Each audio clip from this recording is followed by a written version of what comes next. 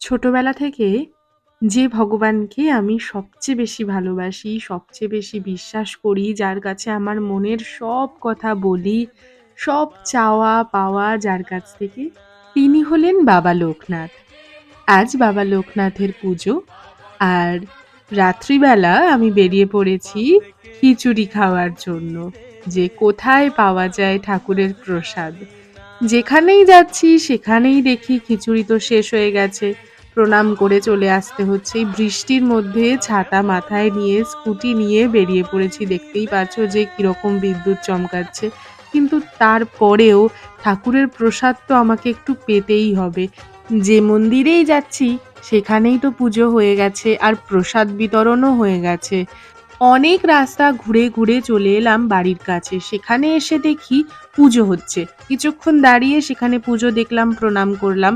তারপরে গেলাম রাজবাগান পাড়ায়। শেষ সম্বল ছিল ওটাই যে ওখানে কি একটু প্রসাদ পাবো? ঠাকুর প্রণাম করে ঠাকুরের কাছে একটু বলছি যে এবারে কি আর একটুও প্রসাদ পাবো না? এটা বলতে, বলতে তাকিয়ে দেখি যে হ্যাঁ, ওখানে তো খিচুড়ি দিচ্ছে আর একদম গরম, গরম খিচুড়ি। খিচুড়ি আর আলুর দম। দেখতে পেলে যে বৃষ্টি পড়ছে। আমি কিন্তু বৃষ্টিতে ছাতাও নিইনি, সোজা চলে গেছি প্রসাদ আনতে। খিচুড়ি, আলুর দম নিয়ে চলে এসেছি।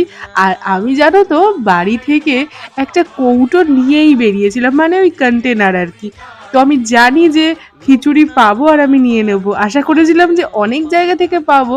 কিন্তু যাই হোক, এক জায়গা থেকে পেয়েছি তো আর আমার মুখের খুশিটা দেখতেই পারছো।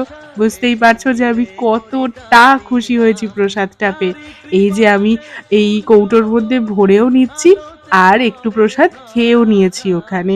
তো খেয়ে-দেয়ে হাত-মুখ ধুয়ে আর জলের বোতলও নিয়ে বেরিয়েছিলাম একটা। সেটা খেয়ে বাড়ি চলে এলাম। ঠাকুর যদি চান তবে অবশ্যই তুমি তার প্রসাদ পাবে। জয় বাবা লোকনাথ। লোকনাথ বাবা তোমাদের সবাইকে ভালো রাখুক।